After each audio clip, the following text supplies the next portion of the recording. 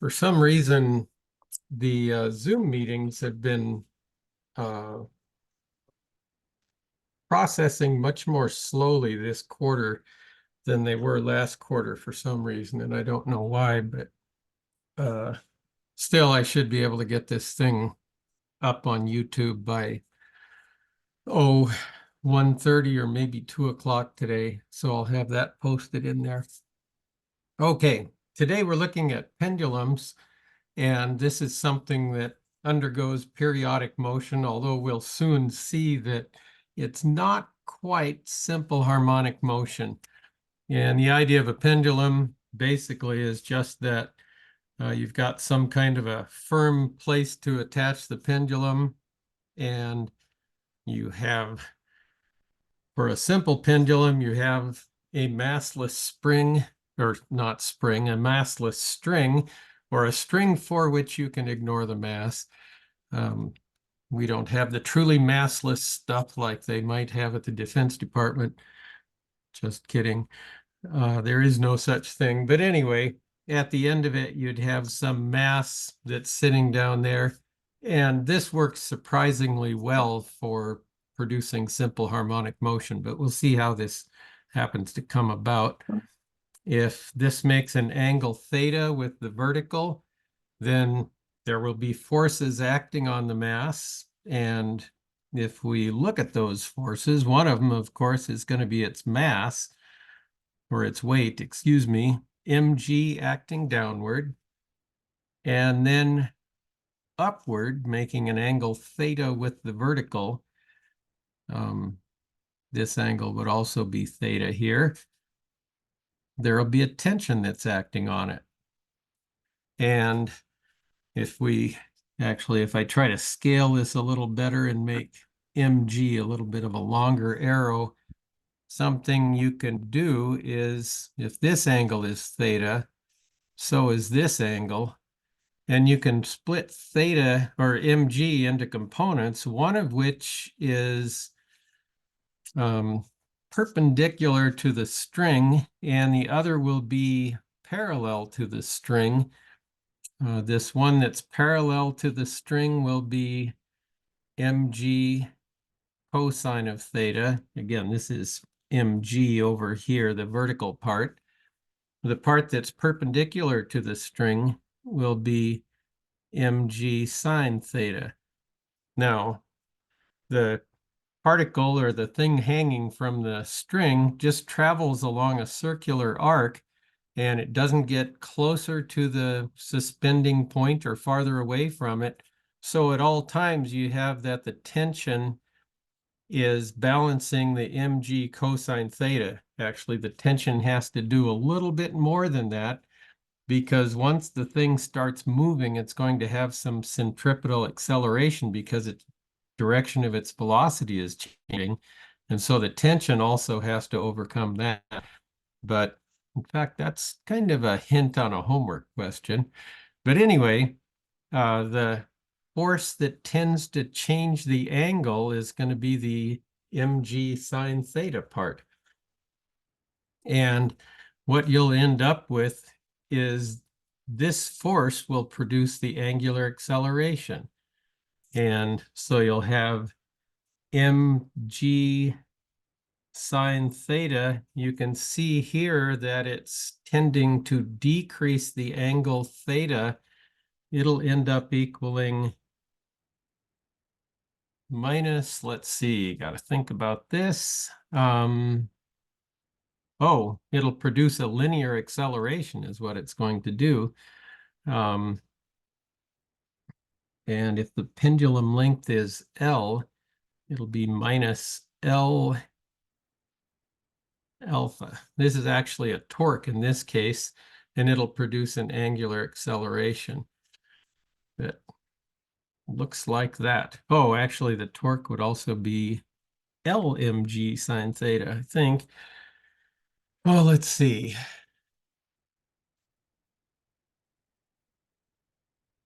Distance times force. Yeah, something like that. Although something's not clicking here. torque equals I alpha. Yeah, I need to stop and think about this a little bit. Hang on. I have to look at the notes I wrote, which are over here online.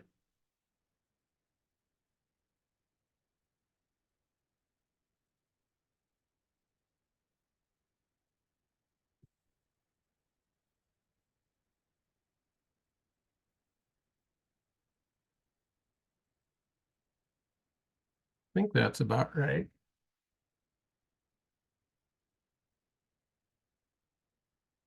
Oh, I should put a negative sign on the force. Okay, sorry about this.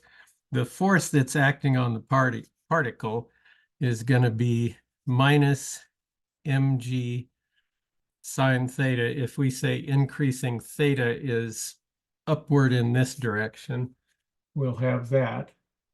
And that force will equal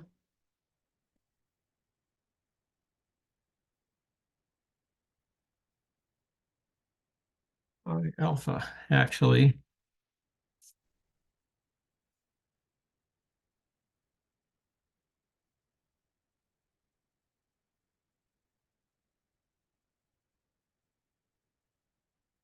I alpha. And alpha ends up being, I may have something screwed up here, but anyway, alpha is d squared theta dt squared. And let's see, moment of inertia for that would be its mass. Yeah.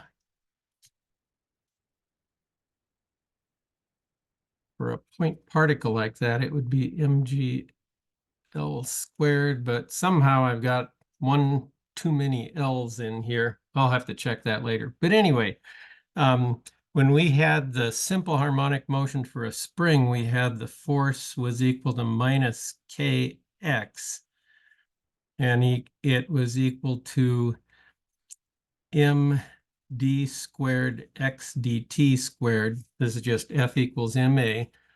And we had that the thing that we're taking the second derivative of being proportional to the thing itself, the x. But here we're going to have the thing we're taking the second derivative of, theta, being proportional to the sine of theta. And that's a little bit more complicated. However, in third quarter calculus, you study sequences and series, and I don't know if you do the series for the sine of theta or not, but there's an infinite series that you can use to calculate the sine of theta, and it looks something like sine of theta. Man, I don't have it memorized anymore, but it starts, the first term in the series is theta, and then I can't remember if it's a plus or a minus, but it'll have something like theta cubed over 3 factorial. And then I don't remember the order of these things again. I think it's got theta to the 5th over 5 factorial or something like that. Anyway, it's an infinite series for the sine of theta. Sorry, I don't have it memorized anymore, but that's what it ends up looking like. And it just keeps going. My first summer in graduate school, I was working for a cosmic ray research group, and they were designing a new detector, and they wanted me to write a program that would calculate the electric field inside these detectors, which are a bunch of tubes that had a wire running down the center and stuff like that. But they wanted me to write it in this new language that was starting to be used for scientific calculations, and it was called C. And nowadays it's an old language, and it's in various versions. There's C++ and all kinds of different things. But at that time, it did not have any scientific functions written into it. And I had to calculate things like sines and cosines and logarithms and things like that. And it turns out there are infinite series for all those things. Now, you don't have to include an infinite number. the angles get pretty small. By the way, this will have to be measured in radians. It doesn't work in degrees. But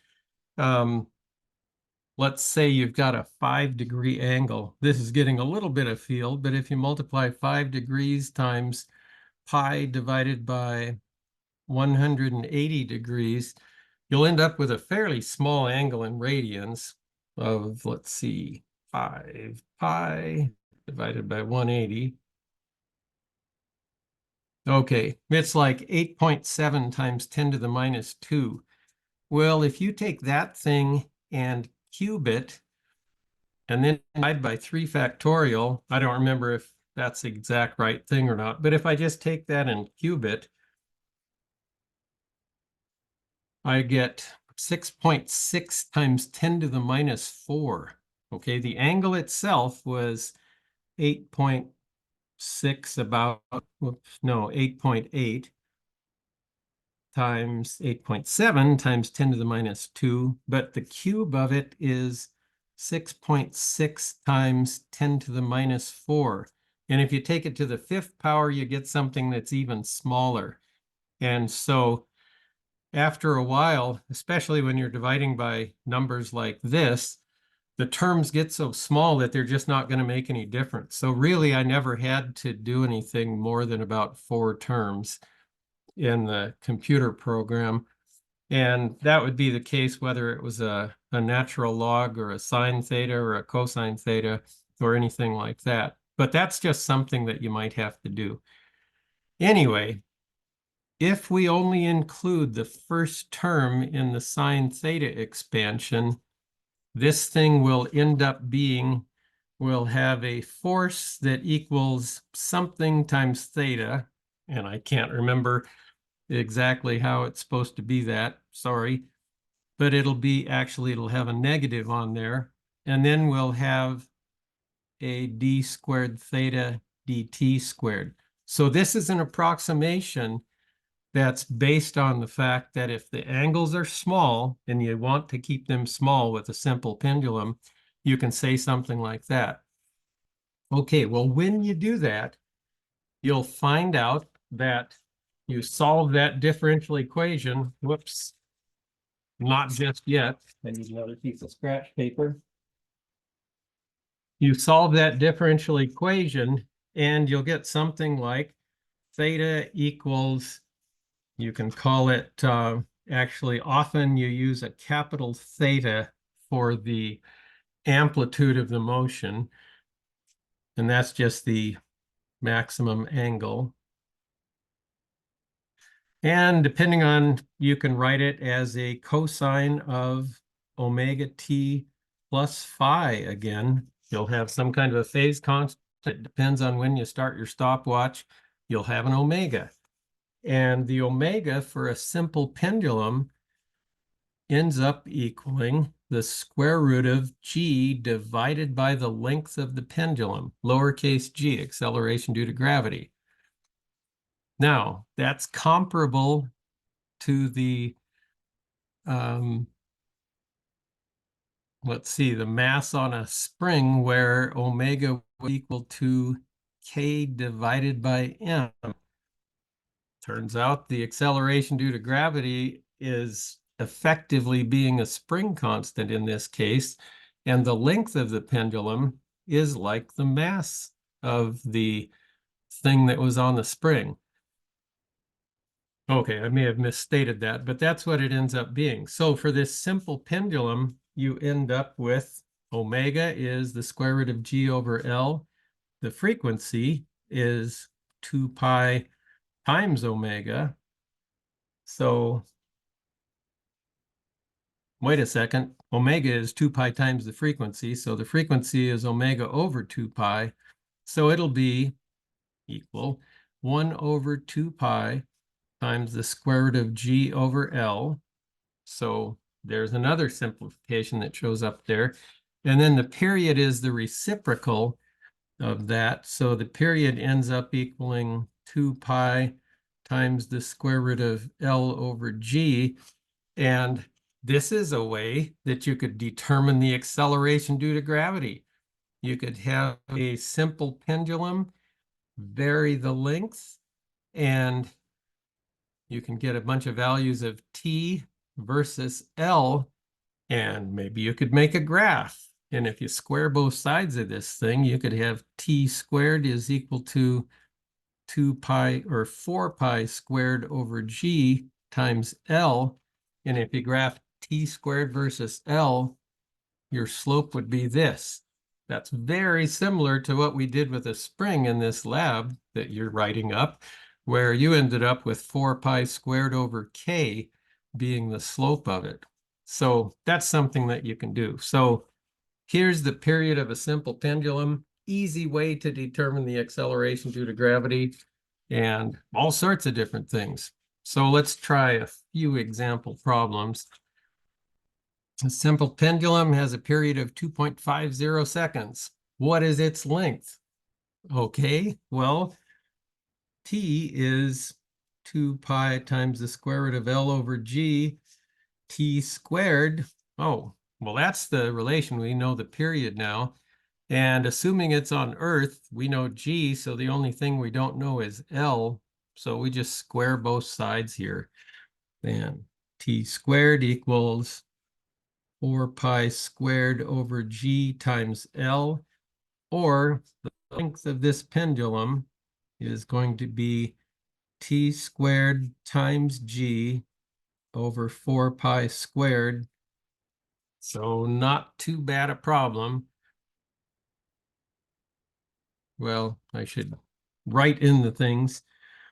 2.50 seconds squared times 9.81 meters per second squared. Unit-wise on top, I'll have seconds squared times meters per second squared, so I'll end up with meters. And then I'm just dividing by a dimensionless 4 pi squared. So the length of this pendulum is going to be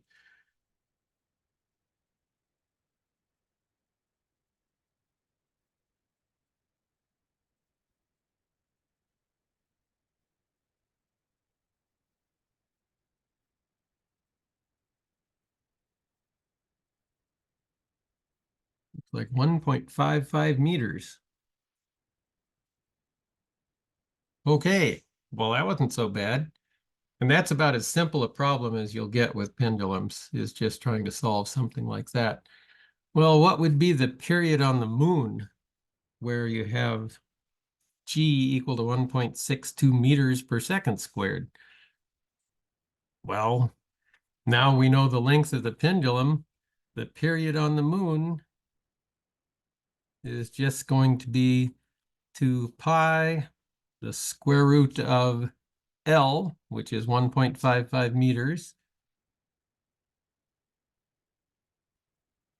divided by g for the moon is 1.62 meters per second squared. And let's see, divide by that, I'll end up with seconds squared left under the radical, and you take the square root and you get seconds. So period on the moon, not a bad problem.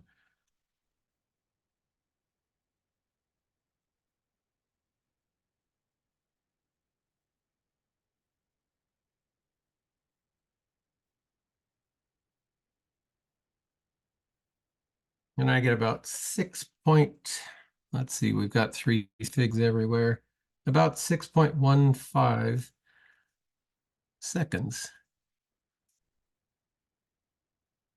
So you end up with something quite a bit longer, and that would definitely be noticeably longer.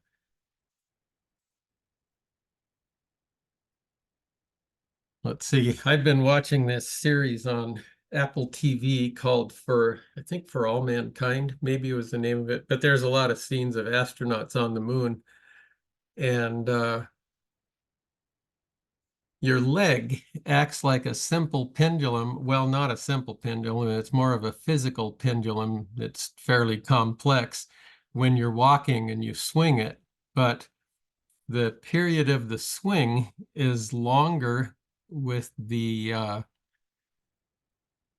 length of your leg and the smaller the value of gravity happens to be. So if you walked like you do on Earth, where you're swinging your legs, you wouldn't be able to walk very fast. It's not that easy. You'd have to employ your muscles a lot more to get your legs to swing at a faster clip.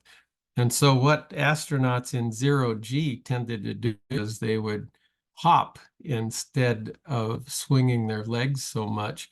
The astronaut moons found, or astronauts that Apollo sent to the moon, or NASA sent to the moon, found that out fairly quickly, that ordinary walking or trying to run didn't work very well. And so they ended up hopping around like bunnies, and that seemed to work better for them. So that's some minor effect of that. Okay, what else we got going here? Okay, here's one that is if you actually include the sine function, turns out this problem of finding the omega or the period or anything else for a pendulum is not a simple problem, and it doesn't have a nice, tidy solution. Instead, the solution of the thing looks like this. And I've got it down here that your book stops the series after just the second term or the third term in the series, I guess. And it's not immediately obvious to me what the next term is going to be. So I looked it up and got a one that has more series in that, or more terms in that series, and it ends up looking like this. So the next term out, you can see it goes sine squared, sine to the fourth, sine to the sixth. And remember, the sine is always less than 1, less than or equal to 1. So, and also, let's see, theta max that you could possibly have would be 180 degrees or pi radians. Anyway, the sine is always less than or equal to 1, so you square it and you get something even smaller. Well, raise it to the fourth power, that's squaring it and squaring it again, and you get something even less. And then taking the sixth power, and it's even less. But then you've got terms that multiplier out in front of it, 1 squared over 2 squared. Well, that's 1/4, always going to be 1/4, but then 3 squared over 4 squared, that's 9 over 16. So that's something less than 1.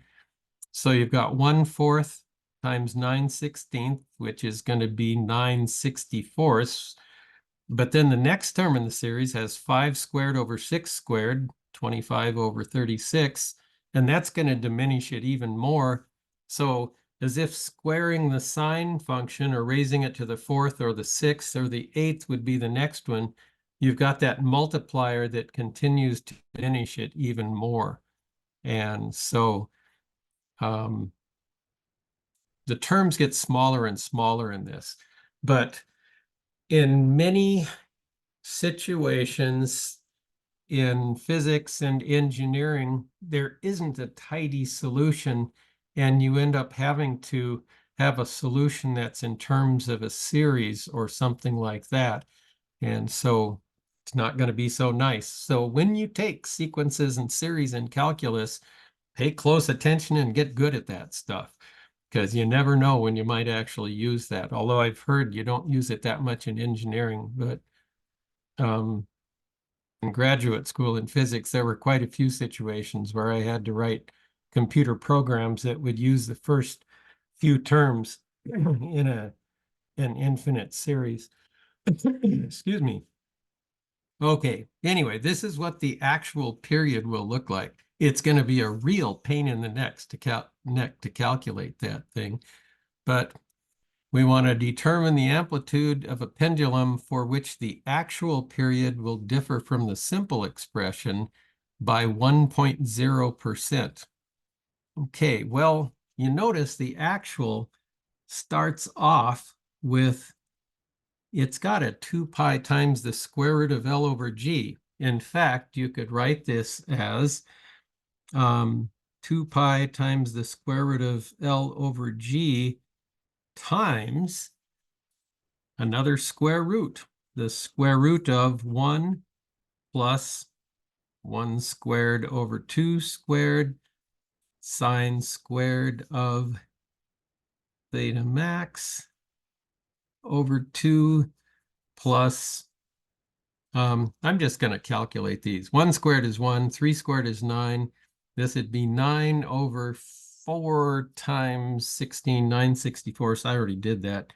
9/64 sine to the 4th of theta max over 2 plus, oh boy, I wish you guys could do this in your head really quick, but we'll go with that. This would be 9 times 25, which is 225 divided by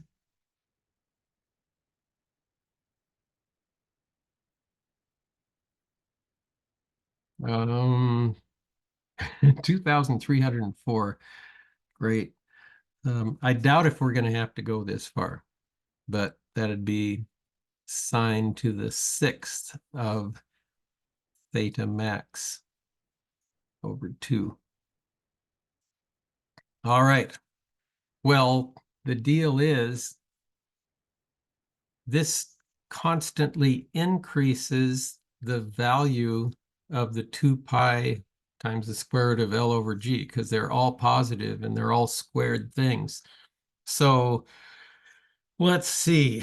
What we want is for this thing here to equal 1.010 in order to increase the period by 1.0%.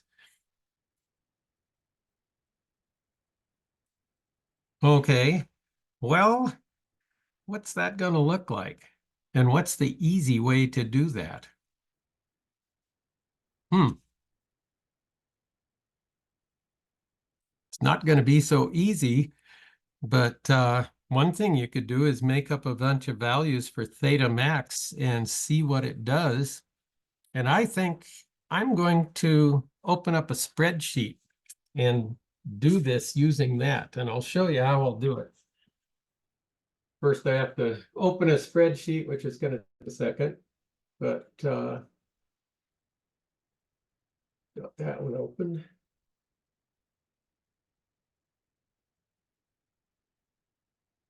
Okay, and I'll change the view to that spreadsheet, and we'll see what we can do with this. Doing stuff like this is maybe kind of fun sometimes. Screen 1, LibreOffice Calc. There we go. Now, you should be seeing a spreadsheet. I'll try to be organized about how I might do this, but I'm going to maybe zoom in on something and just do a zoom to selection here.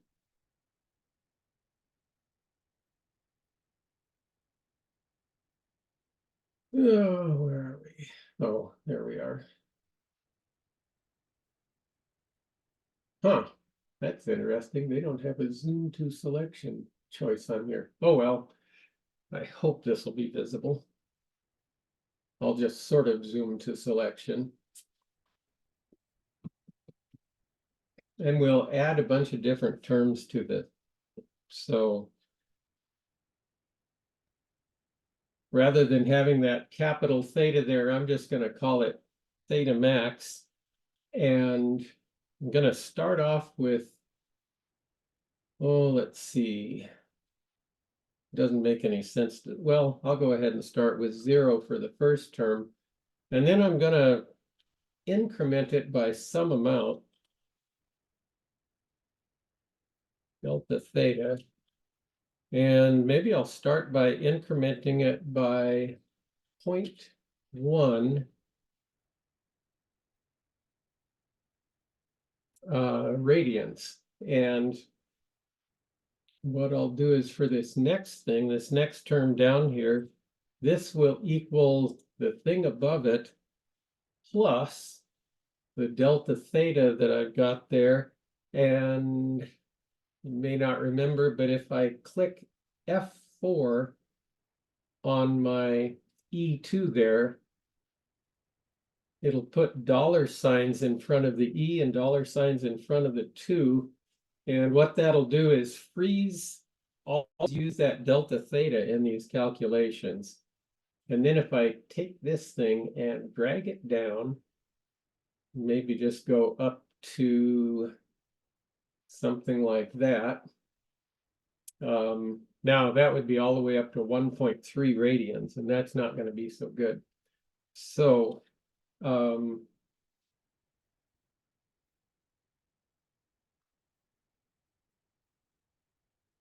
let's see, for the first one, I guess I'll have just the sine of theta. Hang on here. Trying to figure out, I'm going to gradually add terms to the series, I think.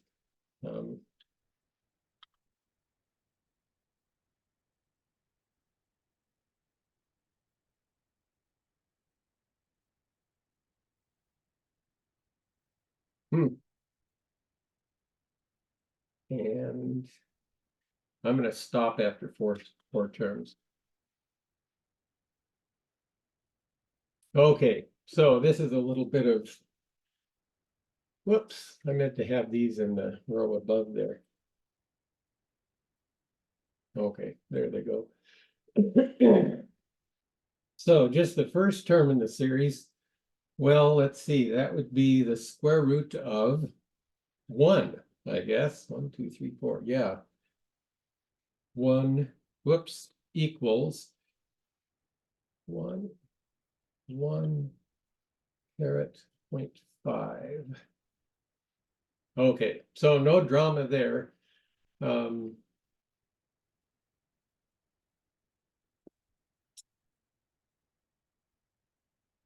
Oh, let's see.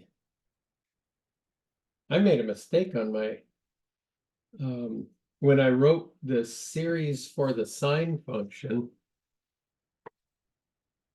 Yeah, the sine of theta, I'll write it up here,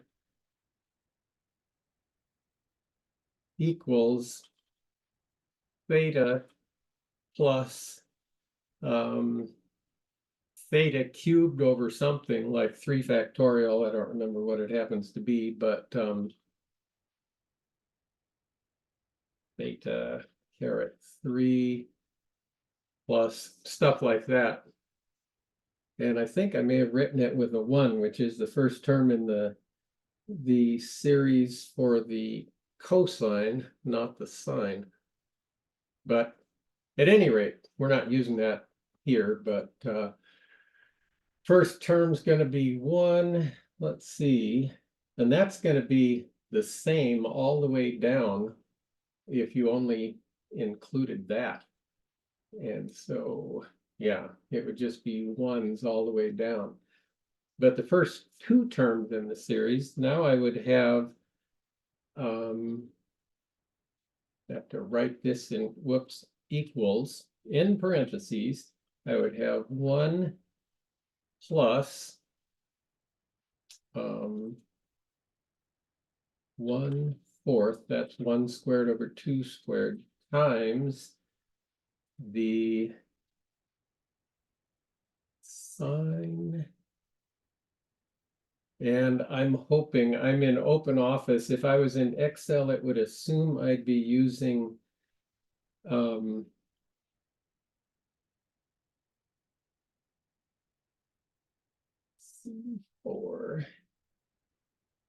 Yeah.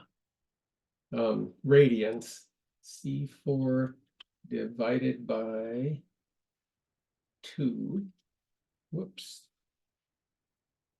And I somehow have to square that. And I'm hoping it'll give me the sine squared, not something else. Okay, so I still get just 1 for that. Yeah, and that's mainly because I've got that 1 plus in there. Whoops, and I forgot to take the square root of it. caret 0.5, but just gives me a 1.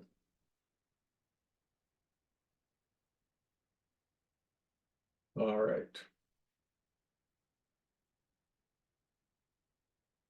Oh, let's see, this will help. What did I have to have? 1.01 was the value that I wanted it to be. And I can just look at this and see that it's going to be between 0.5 radians and 0.6 radians. And so what I can do is for my theta max, instead of starting at 0, I'll go to 0.5. And then these things are all going to jump up. But instead of making my delta theta 0.1, I'll make it 0.01. I'll make it 1/100th of a thing. And then we can really zero in on this better. Let's see, it's between 0.57 and 0.58 radians that it makes the jump from 1.009. Actually, this would be really close there to 1.01. So now if I want even more precision, I can go to the other one. And I haven't even had to use the first 3 terms yet, but I guess it wouldn't hurt to. Let's see. How am I going to do that? If I copy this, put that there. Sine of D4. I want to have the sine of C4, so I need to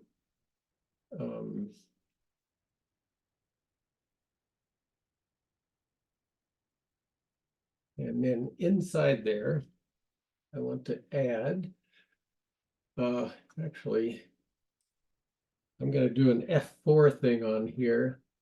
There I've got both of them locked, which I don't want to have. Here I've got the number locked, but not the column. Hit C again, and it locks the column, but not the number. And that's something you can do with the F4 switch, which you can experiment with that on your own. It's just a trick that you can learn how to do. All right, the next term in the thing was I multiply it by 9/64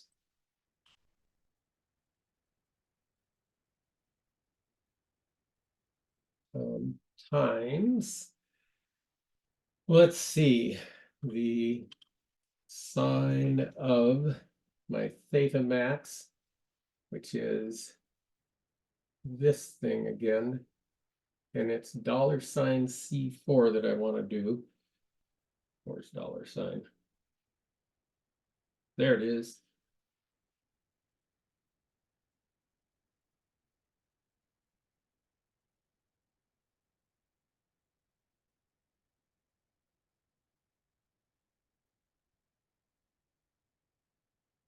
And I'll do a caret 6 on that thing, or no, caret 4 on this one.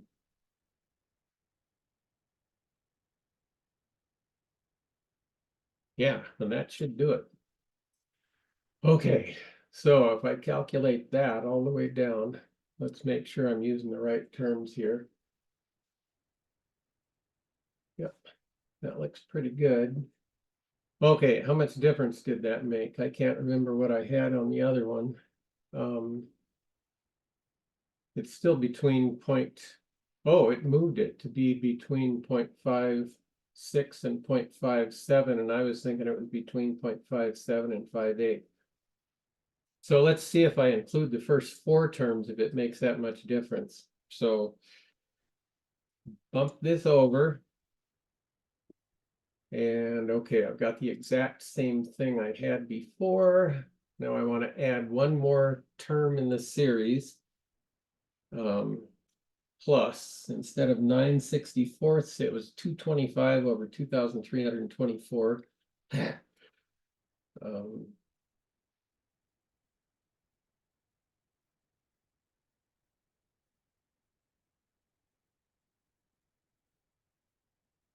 Times sine of $C4 divided by 2. And this time I want to raise it to the 6th power. Okay. 1.00789. I didn't make a whole lot of difference in my total when I did that, but let's drag that down and see if it made any difference. Okay, it's still got the jump from 1.0099 to 1.01 happening in between 0.56 and 0.57. So I'm going to zero in on this a little bit more. For my starting guess, I'm going to be using 0.56, and then I've got 0.57s. And for my delta theta, I'm going to go 0.001. And so now I've got this, and I can zero in on this. Where does it really make the jump? And it looks like it makes it between 0.561 and 0.562. Now, I'm not going to do any more terms in this series. I'm just going to leave it where it happens to be, and it looks like it would be, oh man, let's just guess halfway between. So 0.565 and see what we get for this thing. So go back to our original screen. If I can find my way here. By the way, I don't expect you to be able to do this. Wherever I was, where did that problem go? Oh, I had it up there. Anyway, I end up with a theta max equal to 0. What did I say? Actually be 0.5615 radians. And if I multiply that by 180 degrees over pi radians, I will get, that was right, yeah.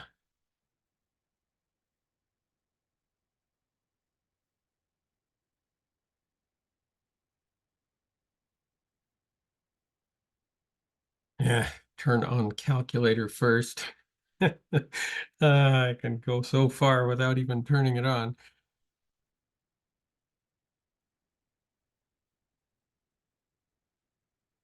And I get about 32 degrees.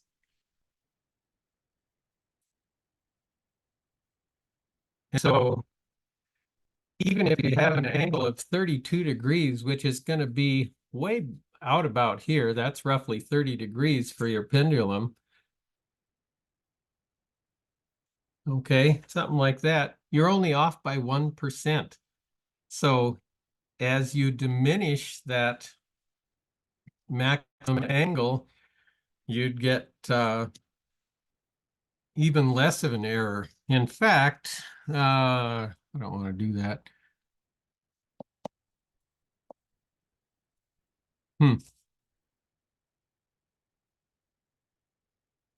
Jana, is there a simple way I could see how far we'd be off at, yeah, there is.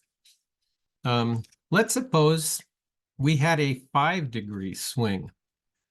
Okay, so your theta max was 5.0 degrees. Okay. How far would you be off by? Well, we have to convert that into radians, but I can then go back to that spreadsheet and see how far we'd be off by. So 5 times pi divided by 180.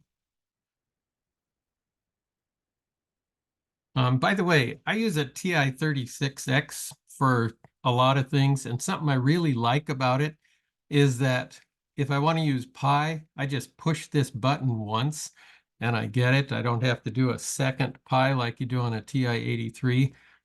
And other things, the sine, cosine, and tangent buttons, want to use the inverse sine, I just push that button twice and I get the inverse sine of whatever it is I'm dealing with. But anyway, I forgot what I was doing. 5 times pi divided by 180. Okay, that's a theta max of 8.73 times 10 to the minus 2 radians. Okay, so let's see how far off we'd be there. 8.73 times 10 to the minus 2 radians. Whoops, I have to switch my screen again. Sorry about all this hopping around here.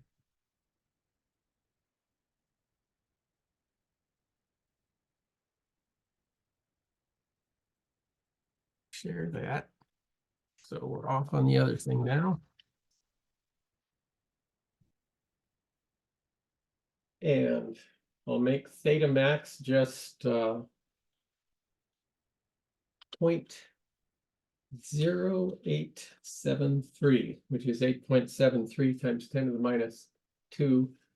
And the first term, the 1, is what we get with the regular expression.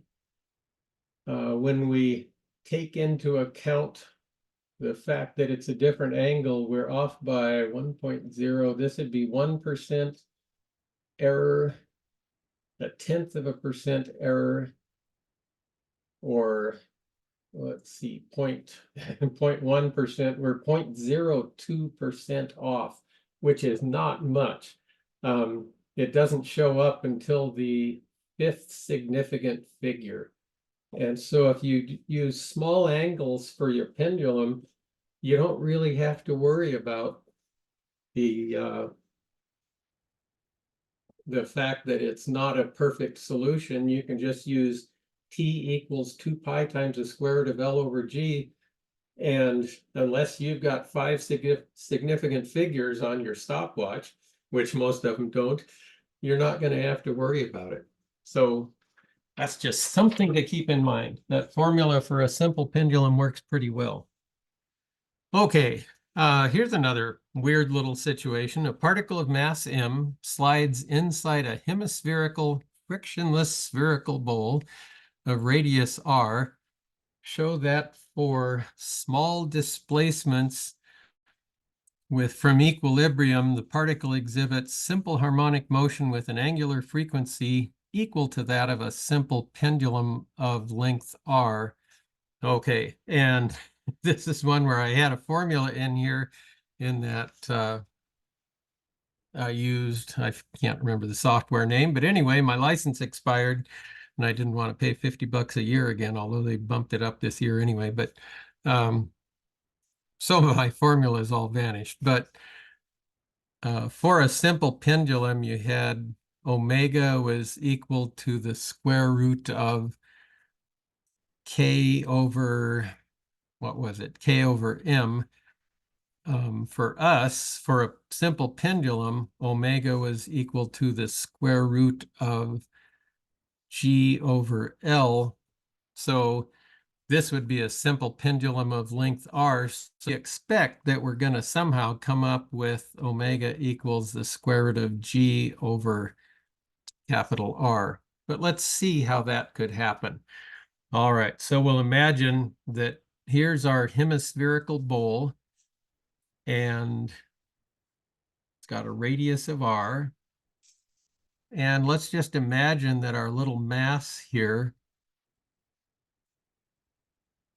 particle of mass m, is at some instant an angle theta up along the side like that.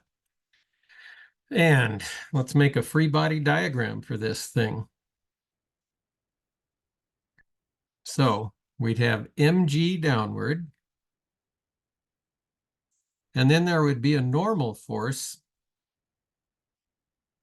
acting on that thing, lowercase n for normal force. And here's the angle theta that the normal force makes with the vertical, but I kind of want to split mg into those things, into components. So If this is theta again, opposite angles, whatever you call those things, the part down here would be mg sine of theta. The part in this direction would be mg cosine of theta.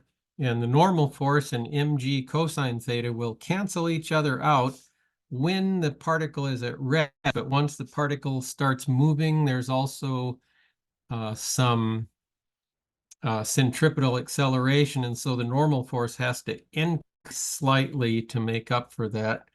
Wouldn't expect a whole lot of that going on. It would be hard to have a very large frictionless spherical bowl. I don't know how you would do that actually, but anyway, it's going to have We're it. we're Pardon? still stuck on this. We're still Oh, on the spreadsheet. spreadsheet. Sorry. Okay, I was looking at this and not paying attention to my chat box there. Here we go, back to the visualizer. Okay, yeah, so you've said that before. All right, anyway, here's my sketch. And I did a free body diagram for the particle, and it would just have a normal force and mg acting downward in that direction. So that's going to be, if I have the positive direction for theta being counterclockwise in this case, so I could say positive is counterclockwise like that. I could actually think of it as an arc length here if I wanted to, I guess. And that would be the positive direction for that. But at any rate, the force is going to be minus mg sine theta. Whoops, no room on that side.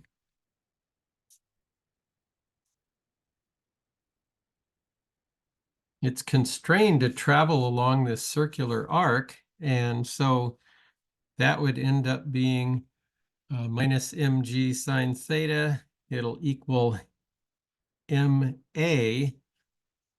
for that, mass times acceleration, but the acceleration in this case is going to be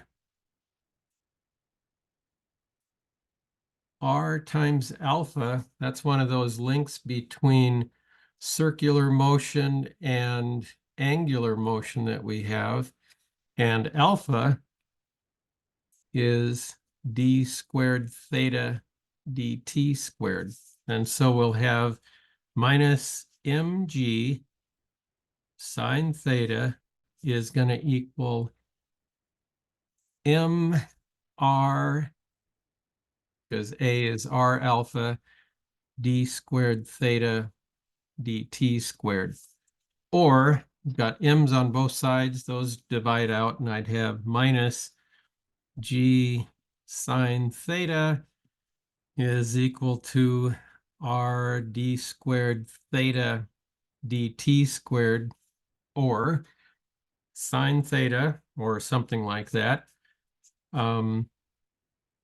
Actually, I can multiply both sides by -1 and divide by g, and I'd get sine theta is going to be minus r over g d squared theta dt squared, or I could have had the g over r on the other side.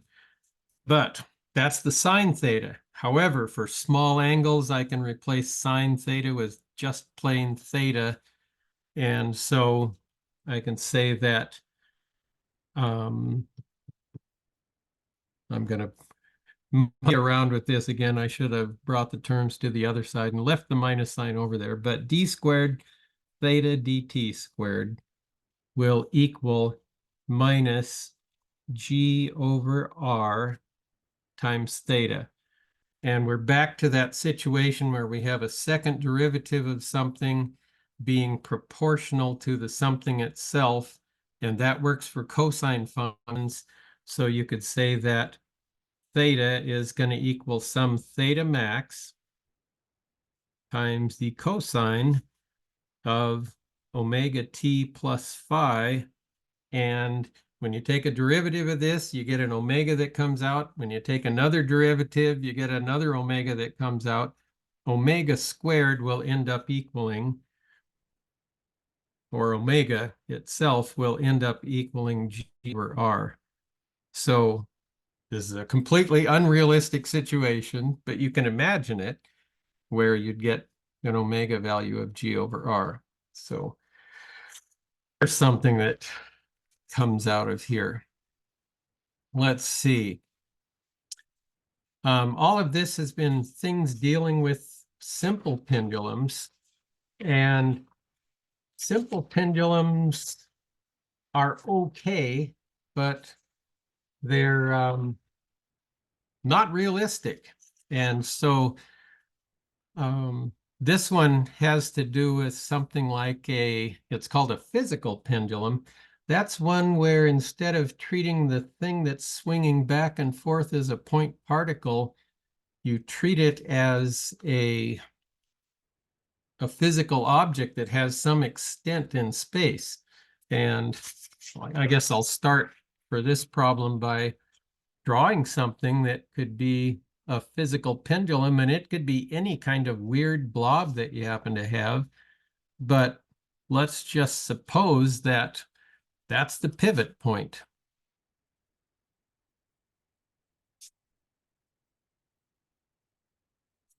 Okay. Now, we've got it tilted here with respect to the vertical. Let's suppose that this point right here marks the center of mass.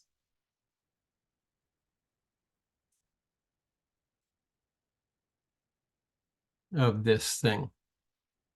And the gravitational force acts on the center of mass, but in this case, it's not going to be swinging about the center of mass.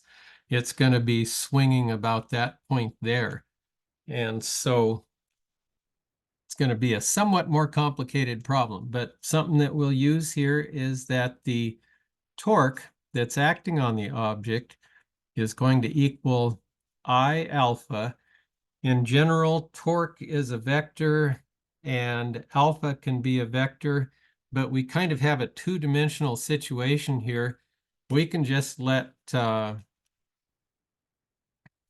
torque be whatever we want it to be. Actually, we could have positive be in the clockwise direction, and the torque, so here'd be an angle theta that the thing has been tilted with respect to, and it would be a positive angle theta, but the torque is going to be negative. It'll be tending to make this thing rotate back to that vertical position. And the I that acts in this case, or the moment of inertia, is going to be the moment of inertia about the pivot point. So and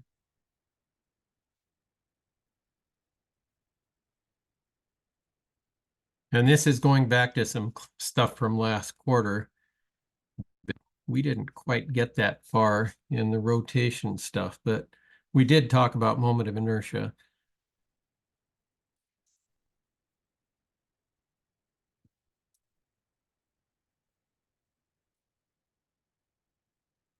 Okay, well, if I think about the forces acting here, here's going to be the mass of this thing times its weight is acting at that point. We're calculating the torque about the pivot point, and we're actually going to have another mg sine theta in this case.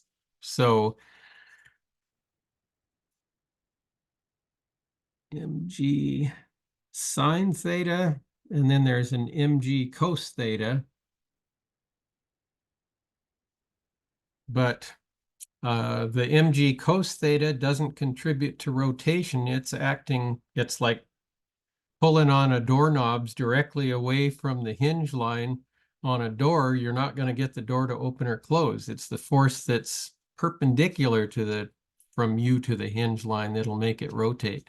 So the torque in this case, if this is a distance d from the pivot point to the center of mass, the torque will end up being mgd sine theta. So, and it's going to be negative because it's going to make it rotate in the counterclockwise direction. So minus mgd sine of theta. So we have that there. So that looks weird, but there will be some moment of inertia about the pivot point, and that's what will tend to make the thing rotate. Okay, so what do we have out of this thing? Well, again, we've got a sine theta. Oh, alpha is d squared theta dt squared. So you would end up, before you simplify, mgd sine theta is going to be I d squared theta dt squared. So it'll look like that. And let's see, if we say, let's stick with small angles so we can replace sine of theta with theta, then we'll have minus mg d times theta is going to equal I d squared theta dt squared, or d squared theta dt squared is going to be minus mgd over I times theta. Whoops, theta, not d. All right. Well, here's a second derivative of something equaling that something times a constant, and a solution to that differential equation is going to be theta equals whatever theta max happens to be, but we have to keep it small, times the cosine of an omega t plus a phi, just like the spring force. But in this case, the omega is going to be the square of this thing. You take one derivative and you get the d theta dt. That's the angular velocity. Take another, you'd get minus sine of omega t plus phi, but you'd have an omega that comes out. Take another one and you have another omega comes out. At any rate, you end up with omega equaling the square root of mgd divided by I. And that's just the mass of the thing, the distance from the pivot point to the center of mass, and the divide by the moment of inertia about that pivot point. And that's all the farther that we need to go with this. One thing to notice, if you put the pivot point through the center of mass, you don't have an omega. Your omega is zero because the thing won't tend to rotate in that case. You have to have it displaced from the center of mass to make it work. And I just drew an arbitrary blob on that thing for figuring it out. We may do a lab this quarter. I'm not sure. It's one that's, I don't know, just kind of tricky, and I haven't seen the equipment for it for a while, so I'm not sure we could pull it off, but we might be able to. That would actually use this. Okay, now I forgot where I put that problem.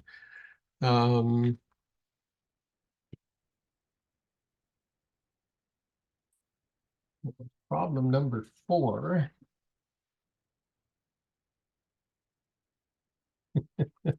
Great. Lost track of it. What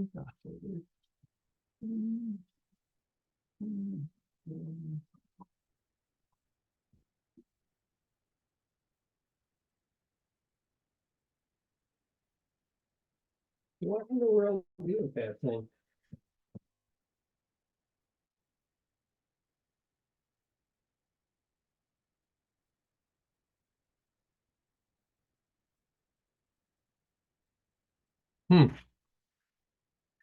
Not only you can't see, I can't see where that problem went.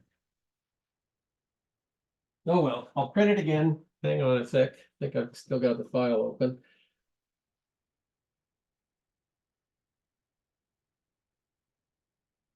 Oh, there it is. Okay.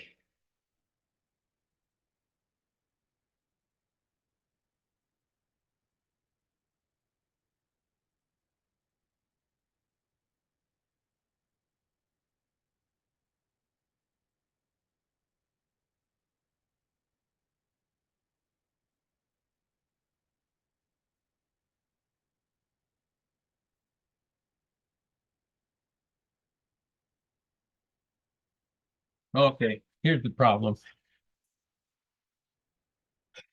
Now I probably just misplaced the one where I developed that formula, but it was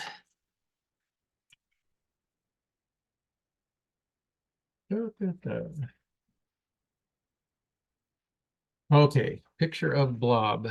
Where is the picture of the blob? Somebody want to rattle off that formula to me? I think it was the square root of omega is the square root of mgd over I, if I remember right. Does that sound right?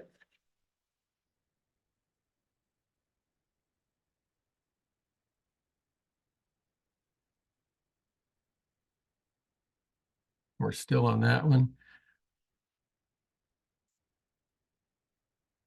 Or is it I over mgd? I think it's,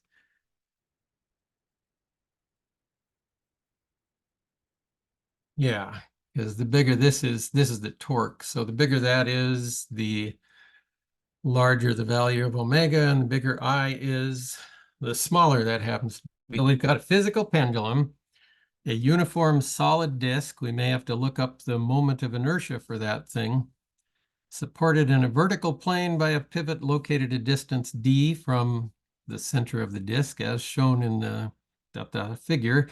The disk is displaced by a small angle and released. Find an expression for the period of the resulting simple harmonic motion. Well, omega is equal to 2 pi times the frequency. So the frequency is 1 over 2 pi times that, times the square root of mgd divided by I, and that's 1 divided by the period. So if you flip both of these expressions, if one fraction equals another fraction, their inverses are equal. You'll end up with t is equal to 2 pi times the square root of I over mgd. Okay, now the only difference is that this thing has a mass of capital M. So that's the big difference so far. But then we need the moment of inertia about the pivot point, not about the center.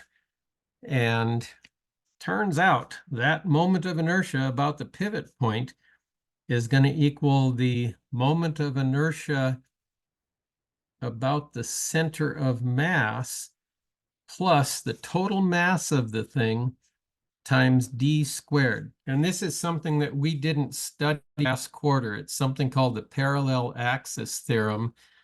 And I don't know, that's a trick that I had to use to be able to solve this. But we can use that to figure out an expression for the period here.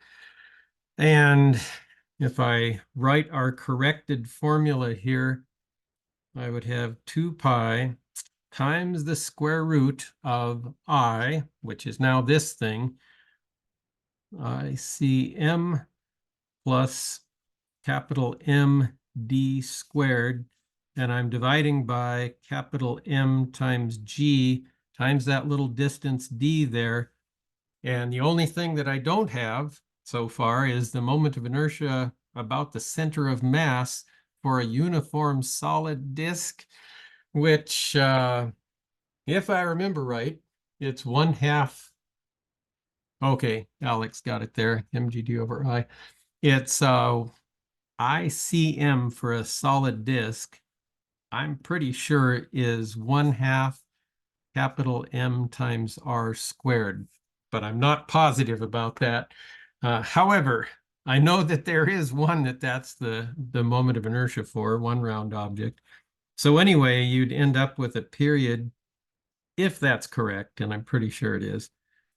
It's going to be 1/2 capital M R squared plus capital M D squared divided by capital M G D.